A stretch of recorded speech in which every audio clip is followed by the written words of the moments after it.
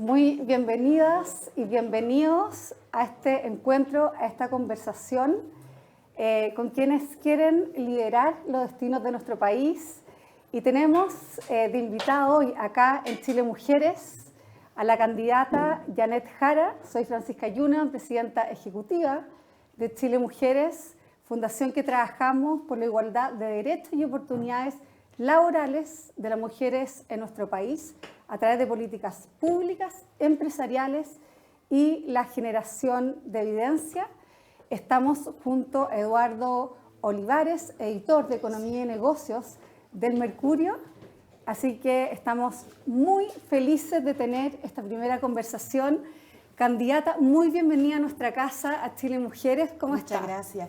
Contenta de estar acá. La verdad, no había tenido oportunidad de venir a la casa de Chile Mujeres, aunque sí muchas veces nos habíamos encontrado, ¿no?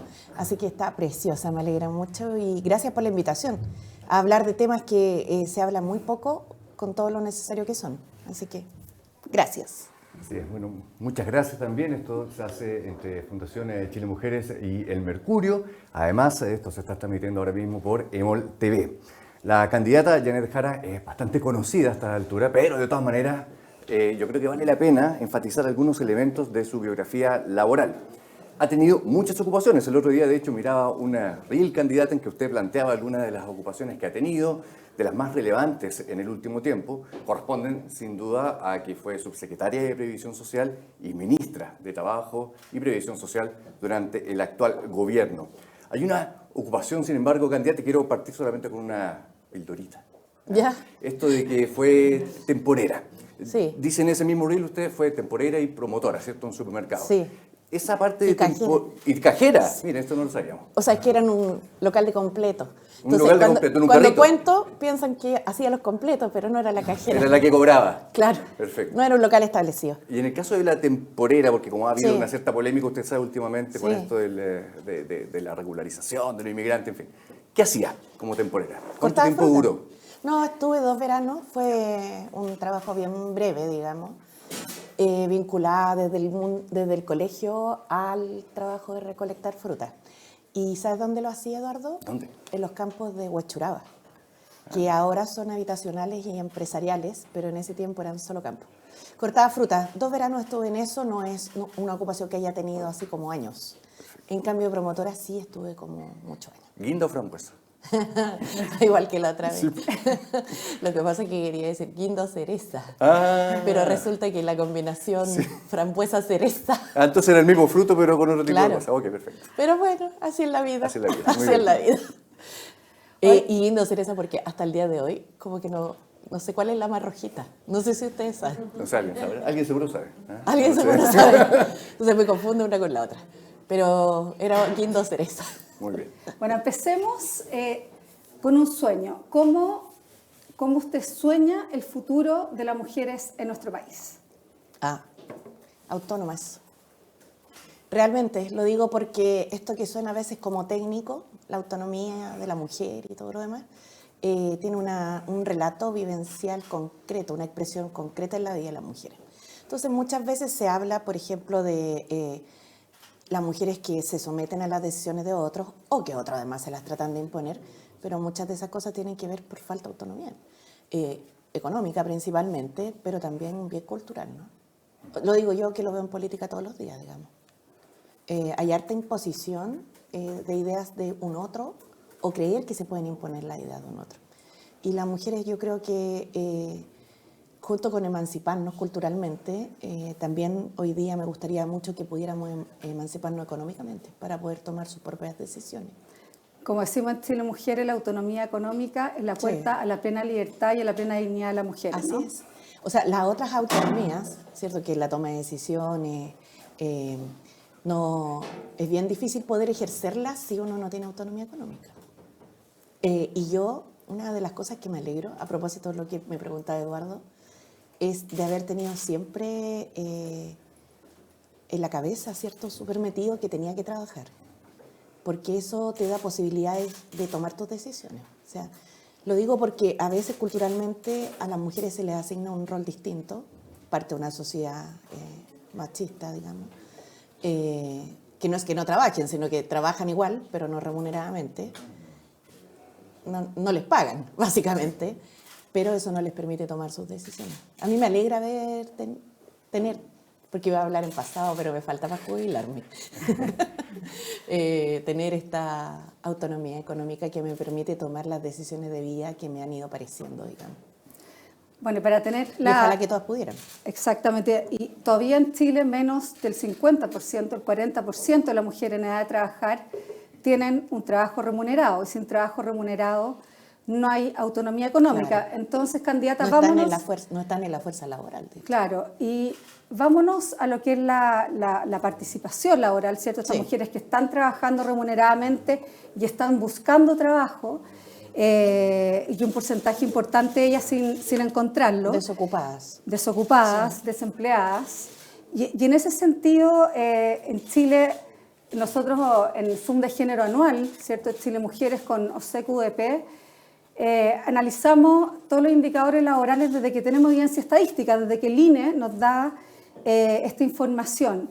Y la verdad es que en 1986, que es cuando ya por fin tenemos los datos, en torno al 30% de las mujeres en Chile podía tener un trabajo con algún tipo de remuneración, incluidos los trabajos informales. O sea, pero ahí estamos hablando de trabajos como el PEN y el POG. Digamos. Exactamente. No es que fueran grandes fuentes de trabajo, porque en la dictadura la crisis económica fue enorme y golpeó muy duramente a las mujeres.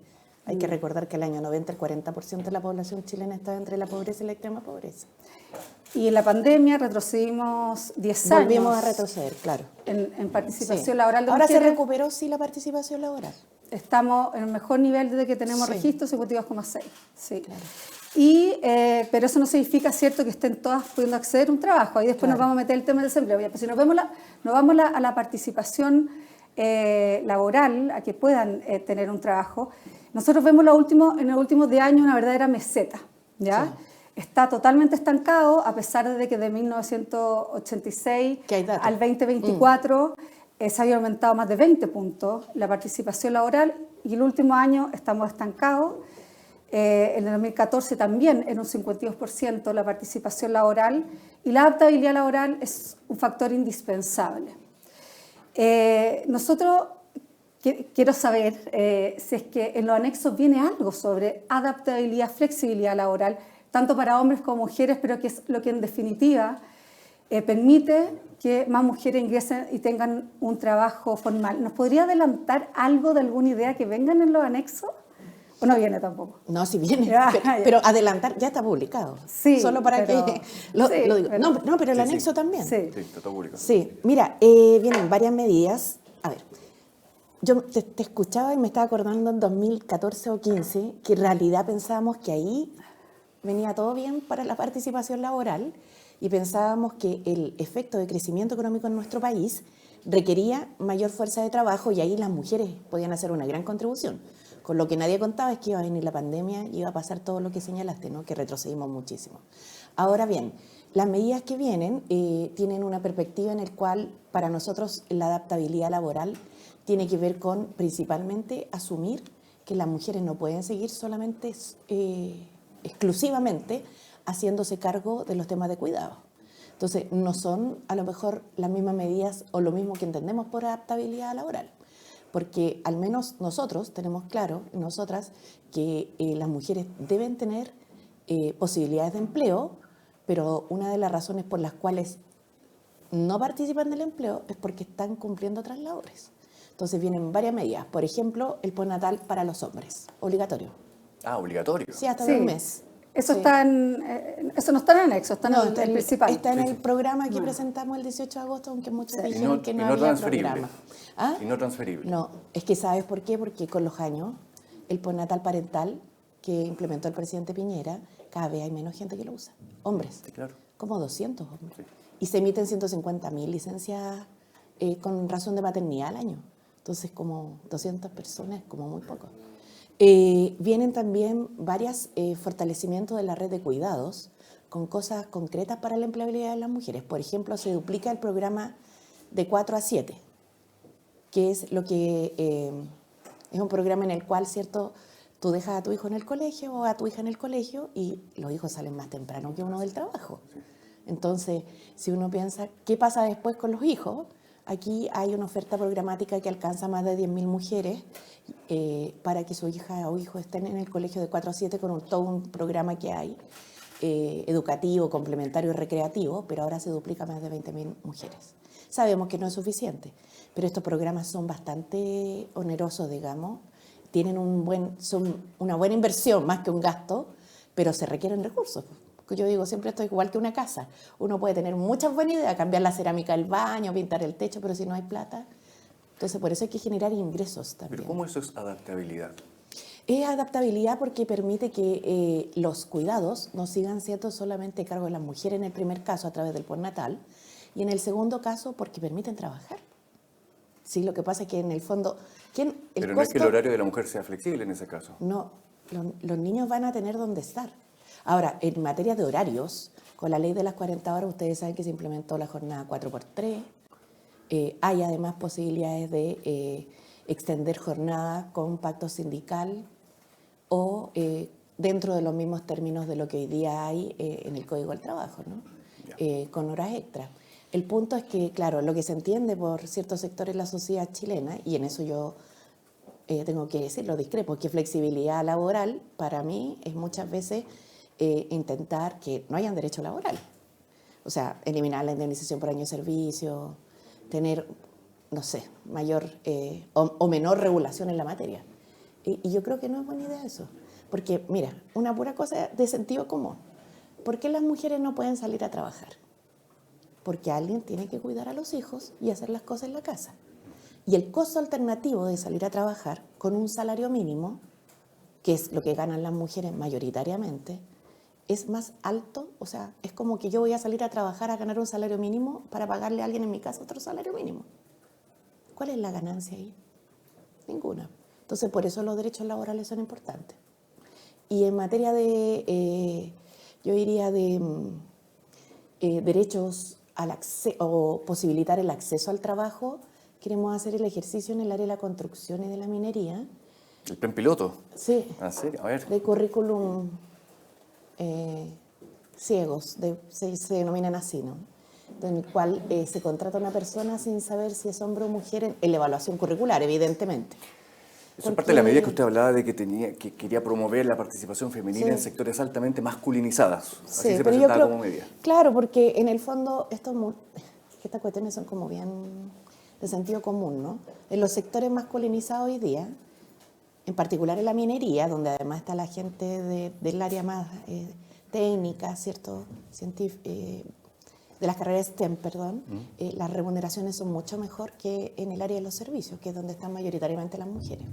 O sea, no se compara lo que gana una manipuladora de alimentos con lo que gana un técnico eléctrico en una minera. Incluso con el mismo nivel de calificación, o sea... Solamente entender esto. Me imagino un plan piloto, ok, currículum ciego. Postulemos a las personas que quieran, no sé, trabajar en la albañilería en una construcción, en una obra. ¿Eso se va a poner a prueba? Sí, claro. ¿Y qué tipo de currículum va a presentar las mujeres que habitualmente en eso no han trabajado? Claro, esto es para los que tienen las competencias en la materia. Ya, ¿y es para demostrar? No, es para recoger evidencia, porque para poder hacer buenas políticas públicas uno puede hacer dos cosas: hacer puras presunciones o tratar de demostrar con evidencia que su tesis es la que correcta. Entonces, si uno se pregunta en Chile, ¿por qué no se contratan más mujeres? Hay varias razones, ¿no? Pero todas son bien presumibles, así como deducibles. Yo creo que va a ser bueno saber concretamente por qué en la minería hay menos mujeres que hombres. Chile tiene el segundo índice de participación laboral en minería. Parece que, de hecho, hace como unos meses pasamos a ser el primero. El primero, con un 23% de participación. Sí. Estamos Estábamos después de Australia y ahora creo que pasamos. Ahora pasamos a Australia. Claro. Y de hecho, pero la gran minería, eso es bien importante hacer esa diferenciación. Exactamente. De hecho, lo celebramos en la gira regional que hice durante la alternativa a los debates, ¿cierto?, empresariales, porque en la gira regional también tuve reuniones con empresarios. Y en la reunión con la Asociación de Industriales de Antofagasta, que es una tremenda instancia, ahí mismo celebramos que Chile había pasado al primer lugar, ¿no? Pero aún así es bajísimo. ¿Y en qué trabajan en la minería las mujeres? El 23%. Bueno, por ejemplo, conductora de camiones, por ejemplo. Pero además el problema de la minería, por eso mira, perdona la vuelta, pero es que esto es importante entenderlo.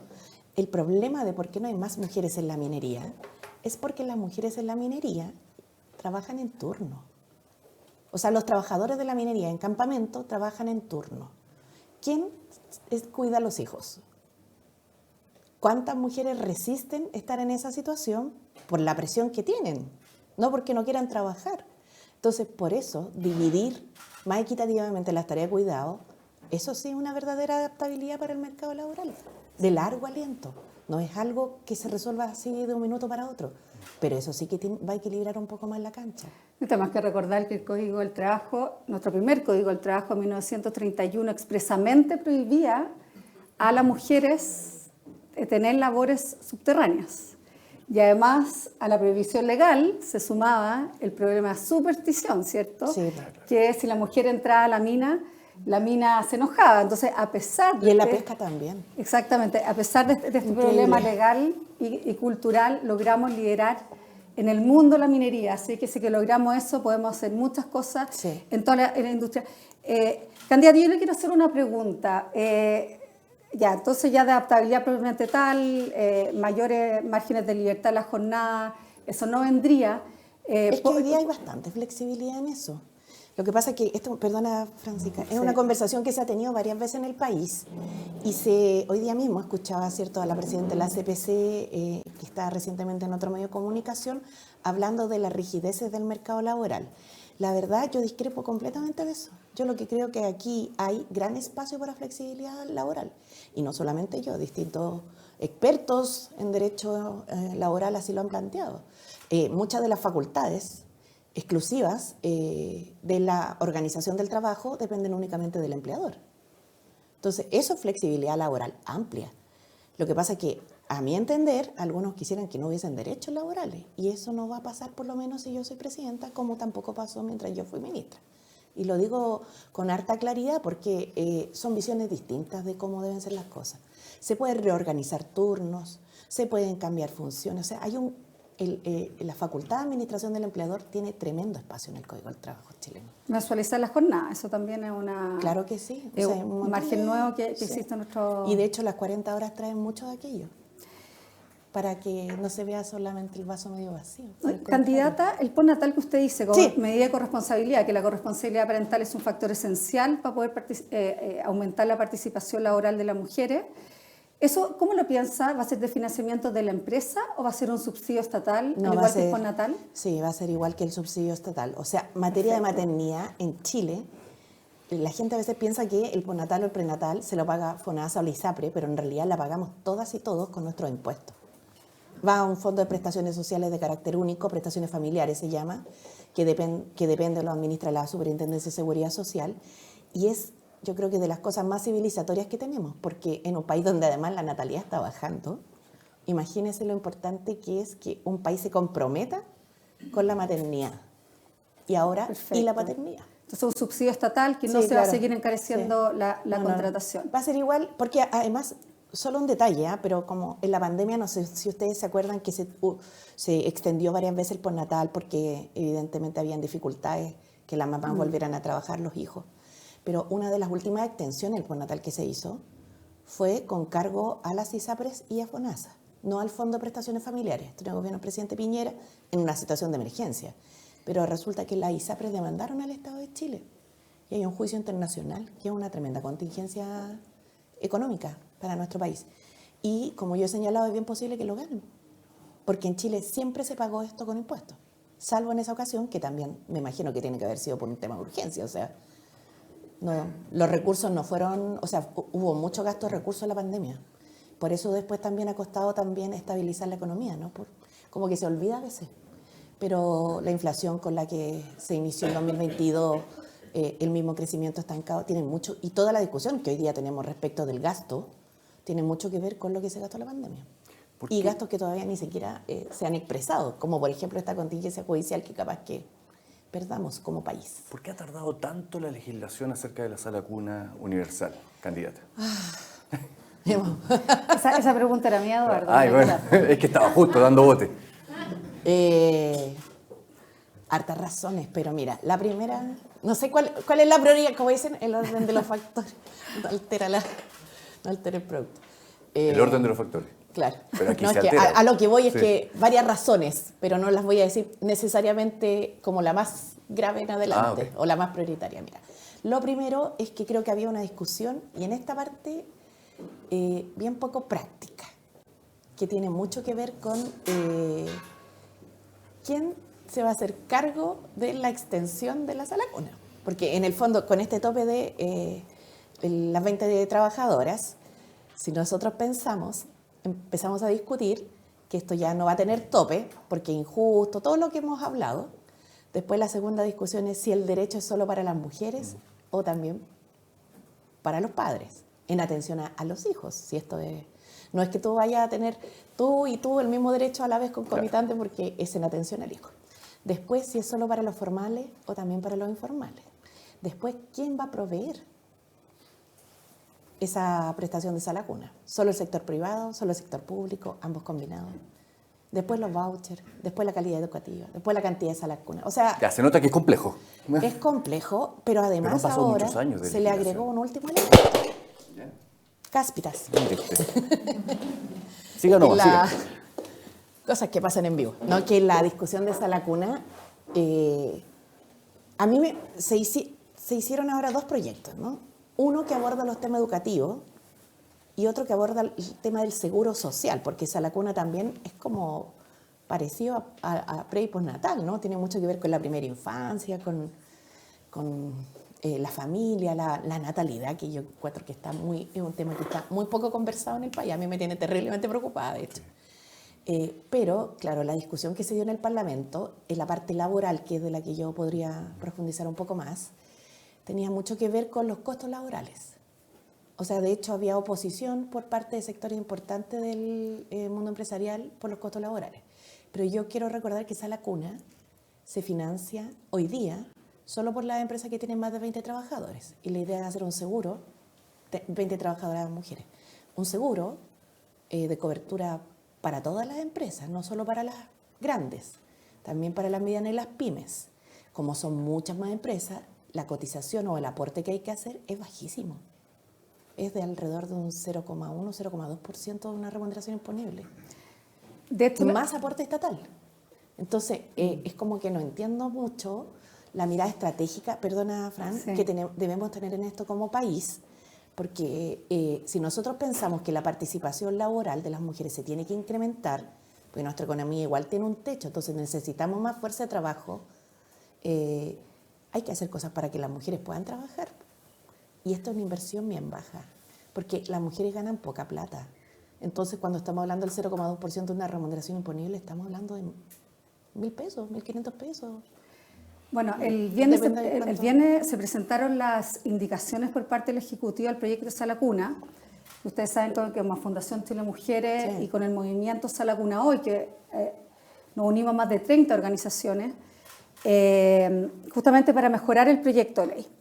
Ahí se sube la cotización un 0,3, sigue siendo bajita. Yo concuerdo, esto ya es una obligación que existe, no es una obligación O sea, hay nueva. empresas en las que les van a bajar los costos. Exactamente, y de hecho, en vez de pagarlo directamente, Sí. que afecta a la contratación, el 90% de las empresas en Chile limita su contratación a la mujer número 19, Claro. se desvincula completamente el costo de sala cuna, ¿cierto?, de la contratación de mujeres y se extiende madre, padres, trabajadores de casa particular y trabajadores independientes. Nosotros estamos muy contentas porque el Ejecutivo acogió las propuestas que Qué bueno, hicimos. me alegra mucho. Ya no tenemos el problema que el monto no alcanza, va a quedar en manos de una comisión Quedaba técnica. muy justo. Es que no alcanzaba, Claro. alguien tenía que pagar esa diferencia, eso iba a afectar la contratación, iba a pasar a afectar la contratación de padres y madres con niños menores de 2 años, quedó en una comisión técnica ahora, ya no Ya. está el monto de la ley, que era también lo que nosotros pedimos. Así que la verdad es que en este minuto el proyecto de ley candidata reúne todos los requisitos para no afectar la contratación, para fomentar el empleo formal y sin duda es la gran reforma estructural. Tal como está ahora, con indicaciones del viernes. Esperemos que se apruebe antes de, Sí, po.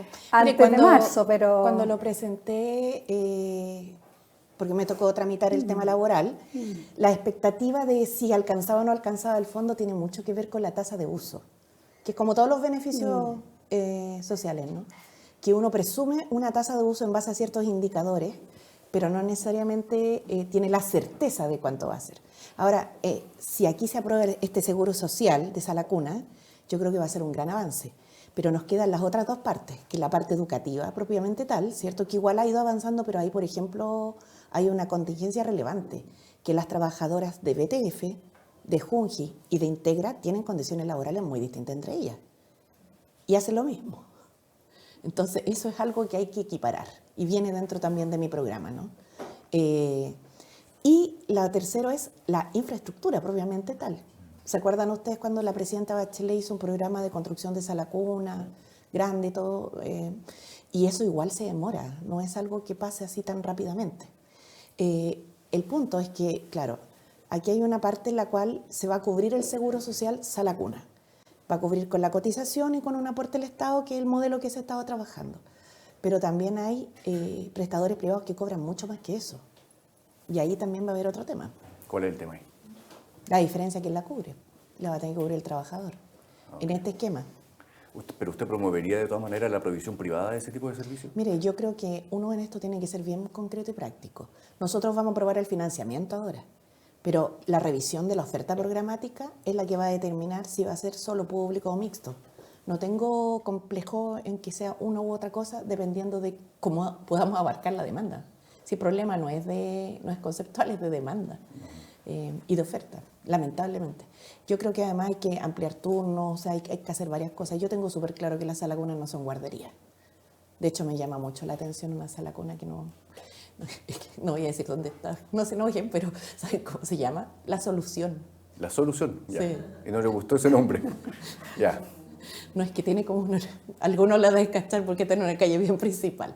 Y claro, porque tienen un horario así como gigante, pero no son guarderías. Entonces, claro, lo que hay que ver es cómo nosotros, cuidándolo, el interés superior del niño o la niña, que es lo principal, también apoyamos a que la mujer se integre al mundo laboral.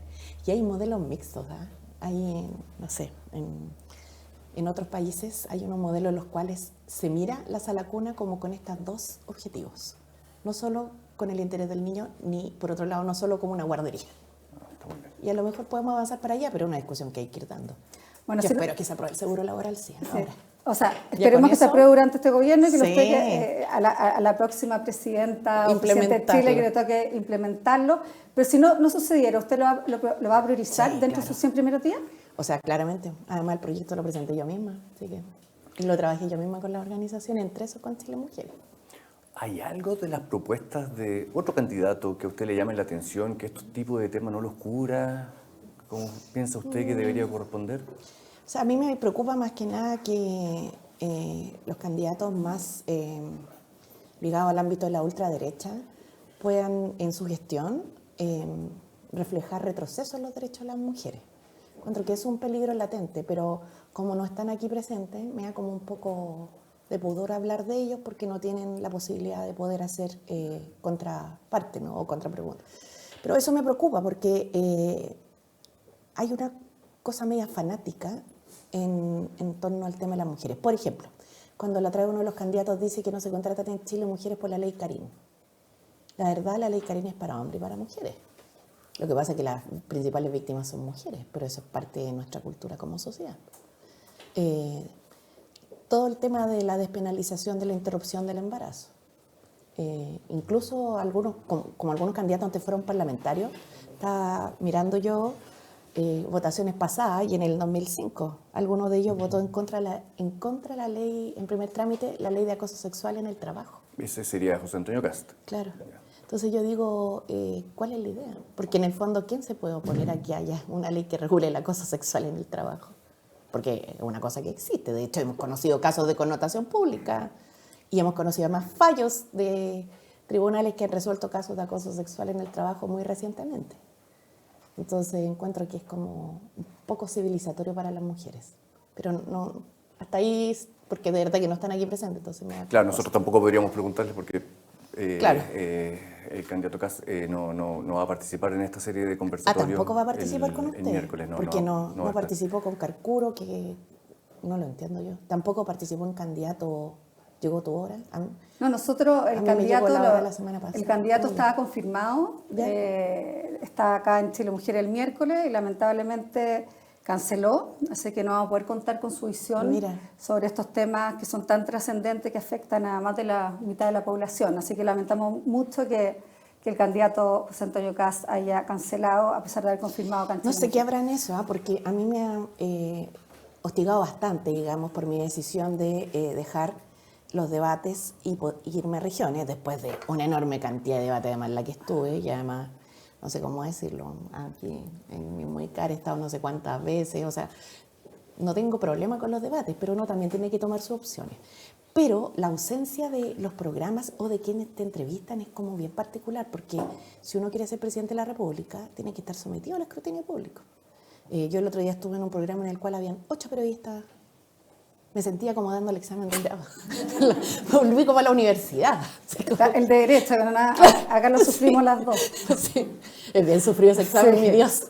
Pero, claro, uno no puede estar escondido. Ese es el punto. ¿Sabes qué viene en el programa? ¿Puedo contarle una cosa? ¿Qué viene para mujeres? No, si es exclusivo, sí. Sí. Beneficio No, para todo, los hombres. Ya, ¿no? está bien, dele. No, viene un programa muy bonito que es de implantes dentales para las mujeres que han sido víctimas de violencia intrafamiliar. Wow. Sí, lo encuentro... O sea, ojalá pudiéramos hacer un programa amplio de cobertura de implantes dentales, porque realmente la sonrisa es algo muy importante y sirve, mira, todas las derivadas que tiene, porque amor propio, autoestima y todo lo demás, pero también para buscar empleo. Es una realidad. Bueno, hubo un programa bien conocido, ¿cierto? Sí, Sonrisa la de mujer. mujer. De la señora Luisa Durán. Sí. Exactamente, durante Qué el bonito. periodo de Ricardo Lagos. Fue un O sea, la gran idea programa, se sí. inspiró Fue en un eso. gran programa. Un gran Sí, programa. pues, nos inspiramos un poco en eso y como hoy día los implantes dentales son como de las cosas un poco más caras en tema dental, imagínate cuántas mujeres han perdido piezas dentales de golpes. Y bueno, esto no es que no se nos haya ocurrido, como las políticas públicas se hacen con evidencia, también hay estudios de los dentistas que dicen que muchas de las mujeres el daño que tienen en su dentadura tiene que ver con este tema de violencia. Así que De ahí pueden venir, ¿cierto?, licencias médicas, docentismo laboral, para no Sí. llegar al trabajo. sí, po. O sea, hay gente que quedó usando mascarilla después de la pandemia porque perdió piezas dentales y le da vergüenza sacárselas, y es una realidad. Esa es parte de lo que no se conversa en Chile, pero es parte de lo que ocurre. Sí, claro, pasan muchas cosas de las que podríamos conversar. Ahora estoy a punto de llamar a la ministra, porque viene una pregunta que tiene que ver con algo que mencionaba Francisca al inicio, que es cifras de desempleo Sí. muy elevadas.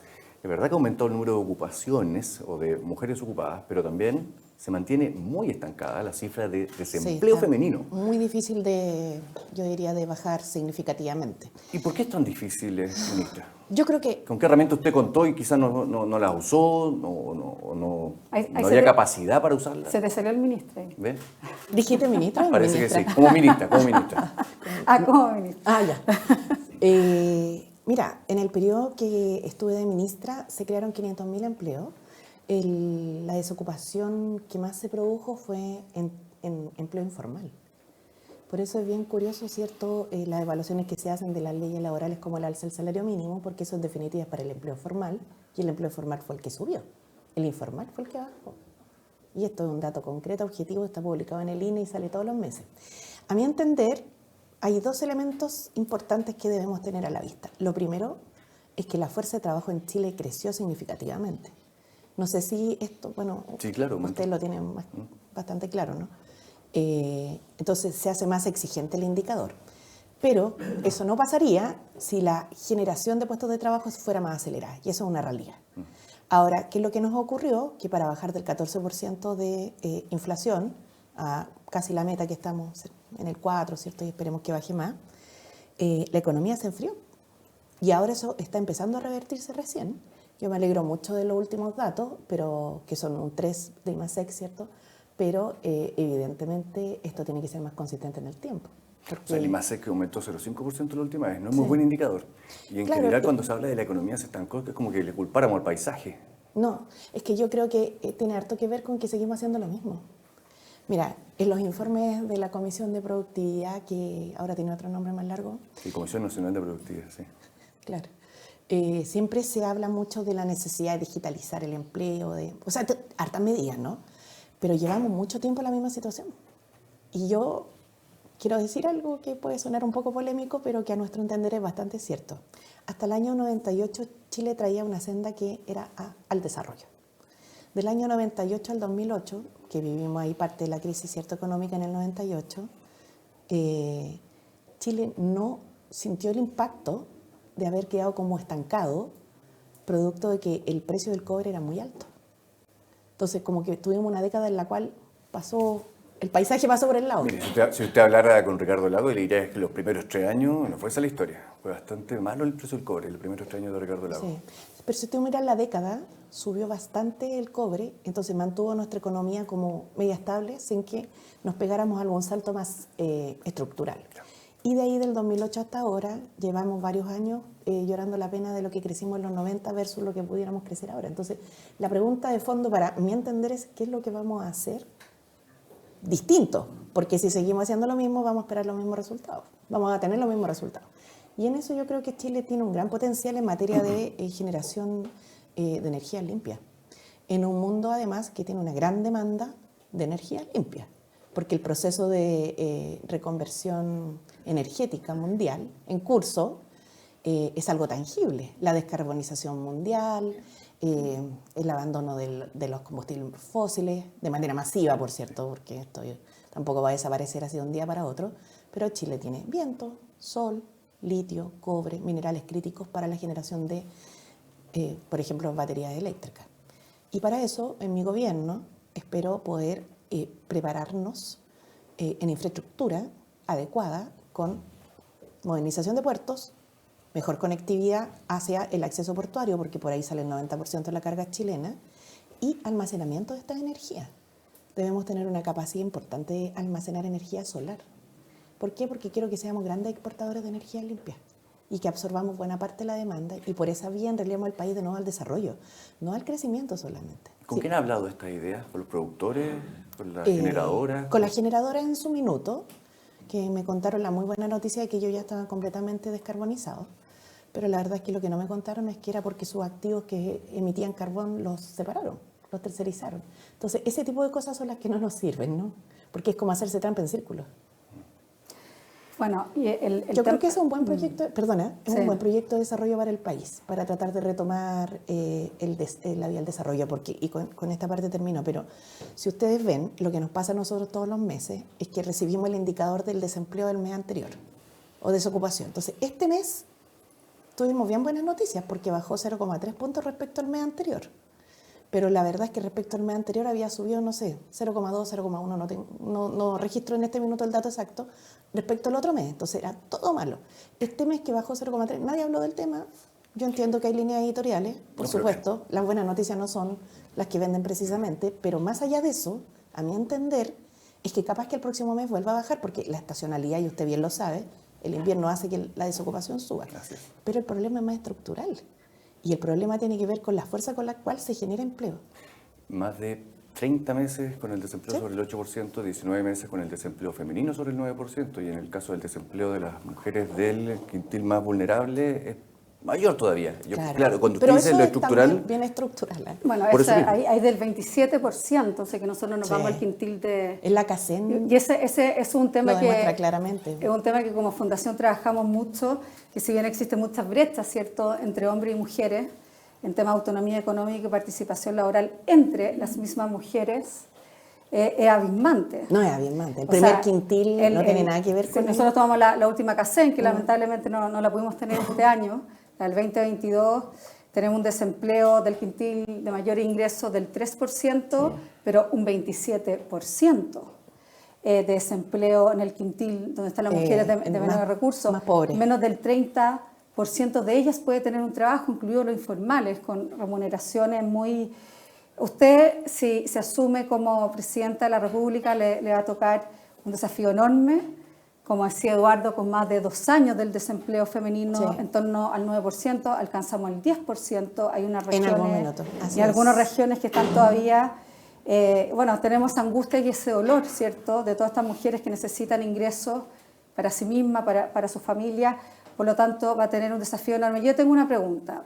Autonomía económica, ya lo dijo, igualdad de derechos absoluto entre hombres y mujeres, ¿cierto? Ojalá que sea sustantivo, sí, no solo formal. Sustantivo. ¿Qué hace con la sociedad conyugal? Que en Chile todavía desde 1855 Insólito. la mujer no puede administrar Su patrimonio. su patrimonio. Salvo el reservado. No, claro, ni sus bienes propios, ni la sociedad conyugal puede administrar. Sí. Nos vamos a la época de Bello, cuando nació nuestro Código Civil. Oye, eso es como increíble. Yo pensé que iba a salir antes de ese proyecto, porque también lleva mucho tiempo discutiéndose. La verdad, todavía confío, Francisca, en que logre salir ahora, y si no, evidentemente lo vamos a impulsar de los primeros. Yo tengo una convicción, miren, ser gobierno no es fácil, menos ser gobierno con un parlamento tan diverso como el que ahora enfrentamos, y que seguramente a quien le toque presidir los próximos 4 años, que espero ser yo evidentemente, también va a tener ese desafío. Por eso, conversar con los que piensan distinto es tan importante.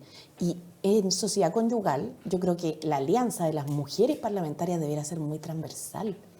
Y creo además, algo que resulta evidente, pero que es necesario a veces decir, que lo que uno hace en su primera etapa del gobierno es evidentemente lo que es prioritario para uno, porque después se va poniendo más difícil la cosa.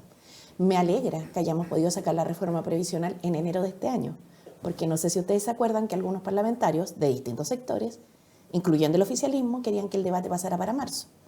Y eso habría dinamitado en los hechos la posibilidad de sacar la reforma, porque nos acercamos a las elecciones. Así que hay que tomar decisiones en esto, y uno paga costos, pero tiene que también tener capacidad de tratar de que eso sea lo más transversal posible. Y eso espero hacer con sociedad conyugal, si es que la ministra Orellana en este periodo no lo alcanza a sacar por las razones que fueren, ¿no? A lo mejor por los mismos incentivos electorales es medio difícil, pero pucha que sería bueno. Es que nos tiene que avergonzar como país, ¿cierto? Sí, pues da vergüenza. Da vergüenza. Es como cuando no había ley de divorcio y los que se oponían estaban separados. Da vergüenza. Pero solamente así como por curiosidad, en un comité político usted nos decía, esto da vergüenza y hay que apurarlo, ministra Orellana, esta debe ser su obligación. No la tenía. Es que sabe, Eduardo, que cuando estuve de ministra, estuve muy concentrada. Sí, previsional. Claro. Sí. O sea, es un trabajo bien exigente, y me alegra mucho que haya salido, porque además, como usted señaló, yo fui subsecretaria de la presidenta Bachelet, entonces llevaba como 10 años en esto. Sí. Y ahora soy candidata presidencial. Una cosa. No, es que lo digo porque así, cada vez que me meto en algo digo, ya, pero después voy a descansar y voy a buscar un trabajo más discreto, más piola, y voy así. Pero bueno, así la vida nos pone desafíos por delante, y a mí me gustan los desafíos. Candidata, ¿alguna autocrítica de alguna reforma que nos tenga con estos niveles de desempleo? Harta autocrítica siempre, pero no necesariamente en ese sentido. Por ejemplo, yo sé que hay mucho interés hoy día en señalar que las leyes laborales son las que causaron el desempleo. De hecho, el Banco Central jamás en la vida había opinado del mercado laboral, y ni siquiera está en su mandato. Me alegra ahora que lo hagan, porque así lo primero que voy a hacer también dentro de mis primeros 100 días es promover que se hagan cargo del análisis del mercado laboral como la Reserva Federal de Estados Unidos, que lo tiene en su mandato legal. Pero eso volver a la discusión que hubo en algún minuto Sí, de la Convención Constitucional, sí, me ¿cierto? acuerdo, Agregarle sí. un objetivo nuevo al Banco Central. No sé si es la Convención Constitucional, muy anteriormente. Se debatió, pero no alcanzó a surgir como una propuesta. Sí, porque como que yo me acuerdo que la discusión era si el Banco Central debía existir o no, y a mí me parece que es muy relevante, juega un rol sumamente importante. Imagínate, o sea, si nosotros no tuviéramos un Banco Central como institución autónoma, la inflación habría sido mucho más difícil. Ya, pero mire, quiero ser súper explícito, porque dice, me alegro que el Banco Central está tratando. Sí. Ya, ¿está molesta con que el Banco Central haya entrado en No, esta pero lo discusión? encuentro curioso. Ponga el apellido curioso, porque no se Así entiende. tal cual, si no. curioso. Porque nunca lo habían hecho, lo hacen a 2 meses de una elección, y me llama la atención, ¿no? ¿Pero es intencionalidad la que usted le asigna o es un mal timing? No, es que desconozco. Como ellos presentan 3 elementos. Dicen, primero, Chile creció en este periodo en buena medida impulsado por el alza del salario mínimo. Que eso es una valoración positiva. Así por eso no le pongo una carga positiva o negativa. De verdad que me resulta curioso porque no lo había visto antes. Y eso lo encuentro yo una valoración a la reforma. Pero después dice, pero evidentemente los costos laborales aumentaron. Y yo eso también lo comparto porque pagar mejor es un costo. Pero a mi entender es un costo necesario, porque lo otro es pensar que la gente viva con lo que no le alcanza. Y yo de esa teoría no soy. Yo creo que al menos la gente tiene que alcanzarle para vivir. Esa discusión es como bien básica, ¿no? Y después Entonces, eso yo lo entiendo y lo comparto. Después dice lo de las 40 horas. En eso tengo una diferencia, porque recién vamos en 44. Entonces, ¿cómo va a ser que 60 minutos a la semana haya generado el nivel de desempleo en el país? Pero lo que dice el Banco Central es que las empresas se empezaron a adelantar a los cambios que venían y entre las cosas que empezaron a hacer Las fue... pymes sobre todo. Y Las pymes sobre todo, sí. Y decisiones de automatización. Y tomaron. después el tercer elemento es la automatización y digitalización. Sí. Que ese sí también es un elemento relevante. Entonces yo por eso te digo, encuentro que es un buen análisis. Uno puede compartirlo, ¿no? En algunas partes, en un detalle, yo no lo comparto, que es lo de las 40 horas.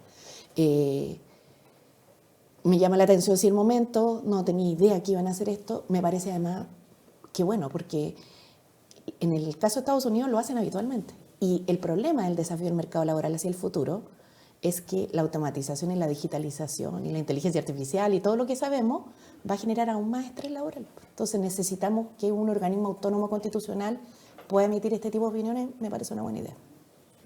Sobre autocrítica, todas las del mundo, pues tengo hartas. Pero una de ellas, por ejemplo, es que no logramos instalar con la ley Karin el espíritu real, que no es andarse persiguiendo, acusando unos a otros, sino que efectivamente es prevenir. Y eso ha costado mucho. Y la Dirección del Trabajo no ha podido con el nivel de... No, claro, y ahí también tengo una autocrítica. Mire, cuando conversamos esto, porque esta ley la discutimos en el Consejo Superior Laboral, donde están los empleadores, las pymes, los grandes y los trabajadores. Y ahí, claro, se nos plantea que sería bueno que las pymes pudieran contar con apoyo, porque la idea era que estos procesos los llevaran las propias empresas, ¿no? Porque en realidad las pymes no tienen esa capacidad, a veces tienen 1 o 2 trabajadores, 10 trabajadores, pero no tienen un gerente de recursos humanos, un prevencionista de riesgo. Entonces decimos, bueno, entonces en estos casos los va a poder hacer la Dirección del Trabajo. Entonces después nos dicen, pero en las grandes empresas el problema es que a veces se puede tratar como del gerente general, por decir algo. Entonces no hay quien esté más arriba que él, entonces también se puede ir a la Dirección del Trabajo. Bueno, resultado que eso abrió la puerta, por lo menos en el periodo que yo estuve, a que el 70% de los casos vinieran de las grandes empresas. Claro, y a mí me llamó mucho la atención porque son las que tienen mayor robustez. Entonces eso creo que hay que restringirlo porque es como poco equitativo, ¿no? Porque le hace que el servicio público tenga que hacerse cargo de temas que las empresas más robustas debieran poder resolver y que se distraigan los esfuerzos de la Dirección del Trabajo de las tareas propias de otras materias de fiscalización. Entonces ahí hay que arreglar eso. Claro, porque la ley dice que en esos casos, como gerente general o gerente, se debe ir a la Dirección del Trabajo. Claro, lo que pasa es que... Desconfiando, obviamente, bueno, hacia el gerente general, por supuesto, pero sí, otro tipo de personas que ocupan la gerencia. Eso abrió para que las grandes empresas mandaran no solo lo de los gerentes, porque eso uno podría decir, es medio comprensible, no sé, por jerarquía, pero mandan, y no solo las privadas, también públicas grandes. Entonces yo creo que hay un problema. Y eso, que en buena hora espero que el ministro Bocardo lo pueda solucionar. Si no, lo haremos en mi gobierno. Acaba de mencionar Dirección del Trabajo. ¿Es buena idea que el gobierno de turno nombre al final del día al director del trabajo? El director de trabajo previo al actual es ahora candidato a diputado por el Partido Comunista. Y fue muy buen director del trabajo. Ok, pertenecía al Comité Central del Partido Comunista. ¿Piensa usted que ese tipo de elementos no... O sea, como todos los directores del trabajo que han habido, porque... ¿Todos han sido del Comité Central del PC? No. Así todos. No. Todos los que han habido han sido del sector político que representa la alianza que sostiene el gobierno. ¿Por eso es buena idea? Mire, la verdad yo creo que es un tema discutible. No lo tengo zanjado 100%, Eduardo, porque así como ahora efectivamente se le atribuyen al director del trabajo que salió del cargo interpretaciones pro trabajadores, la verdad es que yo podría señalar que varios que fueron directores del trabajo de la derecha hicieron interpretaciones pro empresarios y contra los derechos de los trabajadores. Entonces capaz que es un debate que tengamos que dar, ¿no? Lo que sí, la Dirección del Trabajo está sometida al sistema de alta dirección pública, pero generalmente los presidentes y presidentas nombran dentro de estas excepciones que hay al director del trabajo. Las 12 balas de plata. Las 12 balas de plata, claro. Puede ser. Lo que sí sé es que la Dirección del Trabajo es de los pocos cargos que exige una profesión específica, ¿sabían eso? Para ser director del trabajo. Y abogado. Abogado, claro. Qué orgullosa usted de la abogada, muy bien. O sea, yo entiendo a los abogados, que son así como bien, porque el examen de grado es muy difícil. Ahora que he estado en exámenes de grado todo este rato, en distintos lugares lo he visto. Pero no, mi profesión así como más es de administradora pública. A mí me gusta la gestión. Bueno, hablando de dirección del trabajo, nosotros, usted sabe, candidata, que fuimos muy contraria a la forma en que se restringió, no solo por la ley, sino que después a través de los dictámenes de la dirección del trabajo, la posibilidad de trabajar sin control horario.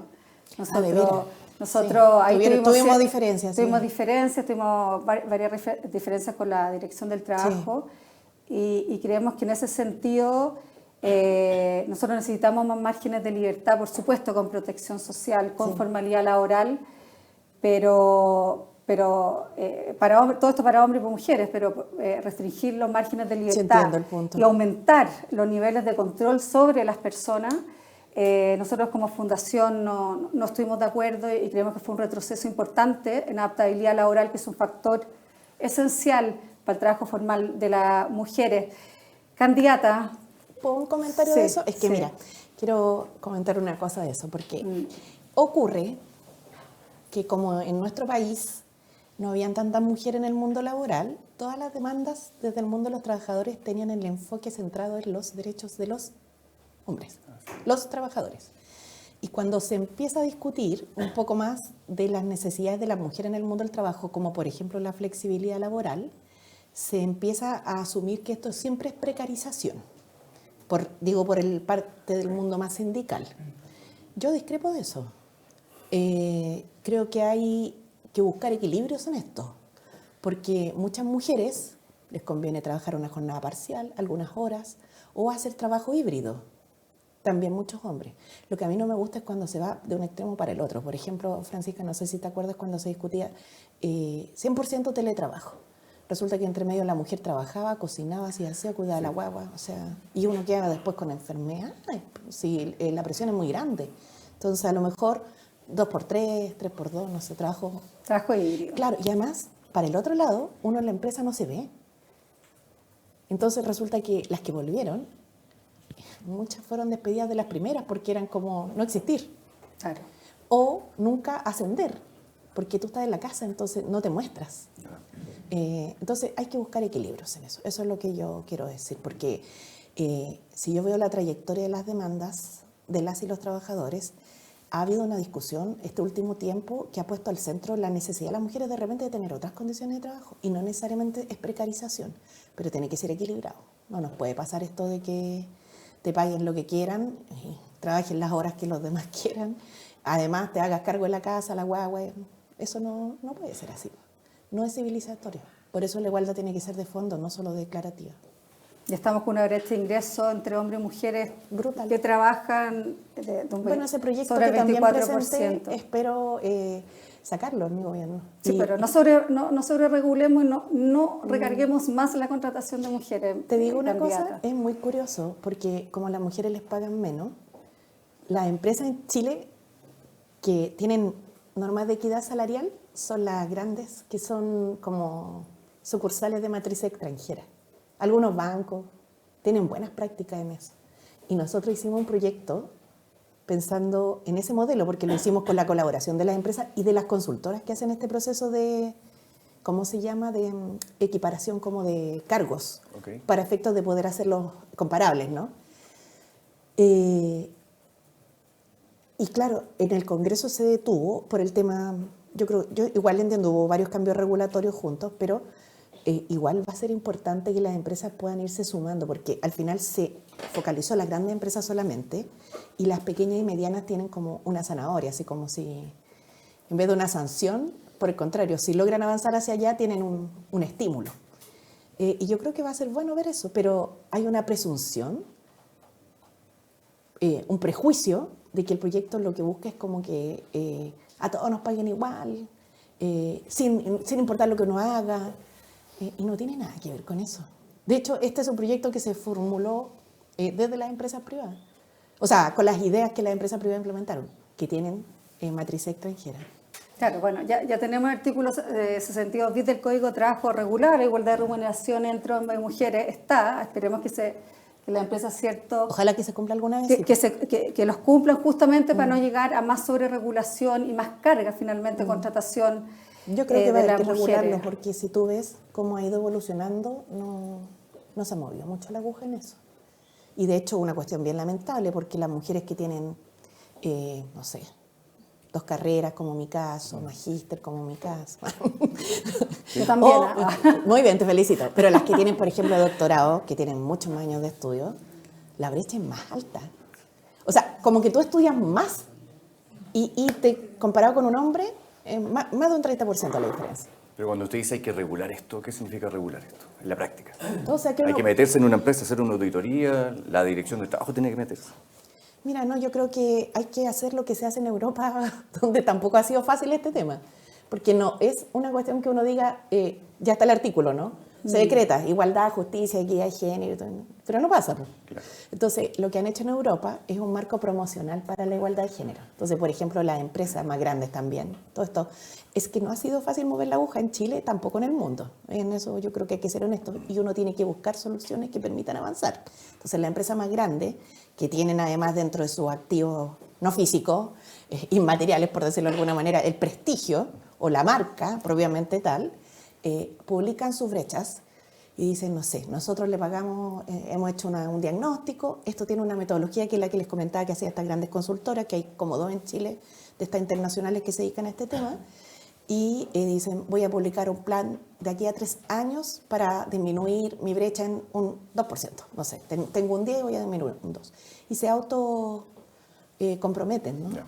Entonces uno lo que debiera pensar es tratar de hacer algo que incentive a que, por eso el proyecto está puesto en incentivos, no está puesto en zanahorias, no en garrotes. Yeah, okay. ¿Por qué? Porque lo otro es pensar que esto lo regule solo el mercado automáticamente, y lo que nos ha pasado es que no ha ocurrido nomás. Pero tampoco en las empresas públicas ha ocurrido. No, sí, por eso es una cuestión bien dramática. Y yo creo que lo que podemos hacer es a lo mejor pensar en una primera bajada en la cual las empresas quieran hacerlo, las que quieran hacerlo. Yeah. Y que se comprometan y que haya un sello. No sé. Está hablando de un sello. Sí.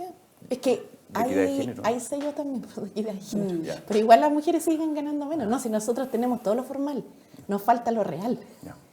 Claro, las empresas reguladas por la CMF tienen que reportar la brecha. Bueno, la CMF también vimos el modelo de ellas. Muy bueno. El reporte de indicadores de géneros que hacemos junto al Ministerio de Hacienda y Ministerio de Economía, visibilizamos el reporte de la empresa.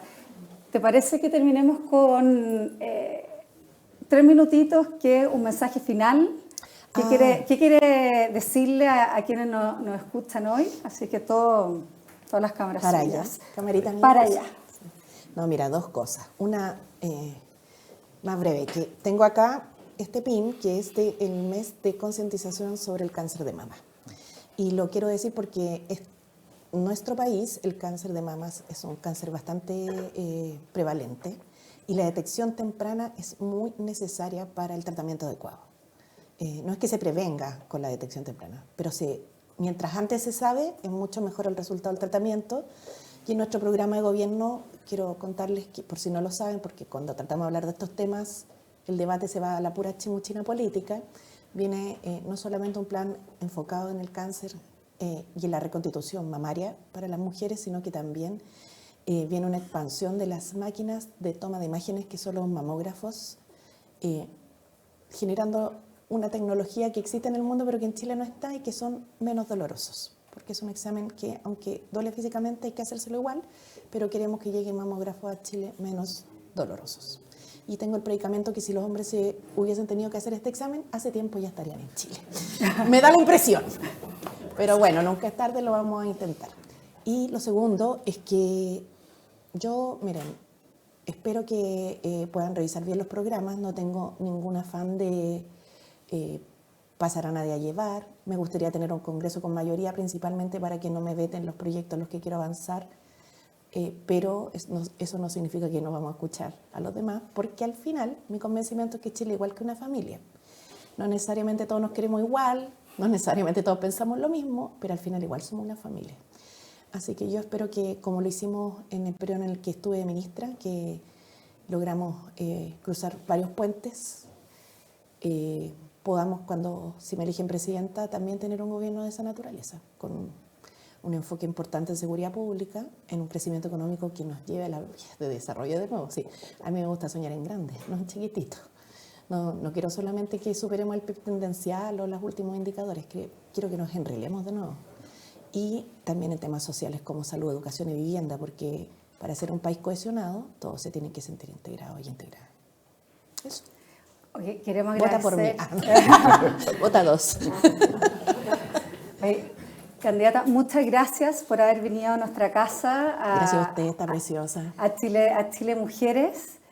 Nosotros continuamos este viernes con la candidata Evelyn Matei, bueno, que qué también bueno. nos va a visitar, así que vamos a tener una conversación entre las candidatas mujeres a la presidencia de la República. Sí. Claro, eso en función de que el candidato José Antonio Kast no va a estar el miércoles como estaba previsto. Entonces, de aquí pasamos de inmediato al viernes a las 9 de la mañana, también por EMOL TV. Le agradecemos enormemente a la candidata Janet Jara por haber participado en esta jornada con nosotros. Contestó todo y eso también tiene mucho valor. Muchísimas gracias a todos. Gracias, Francisca. Hasta el viernes.